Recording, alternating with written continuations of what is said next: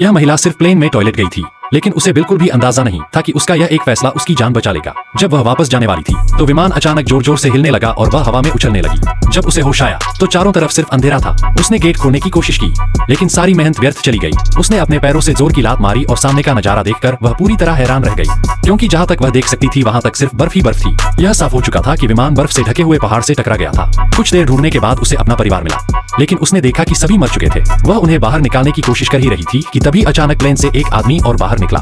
अब पूरे क्रैश हुए प्लेन में सिर्फ वही दोनों जिंदा बचे थे। उन दोनों ने तय किया कि वे यहाँ से निकलने का रास्ता जरूर ढूंढेंगे।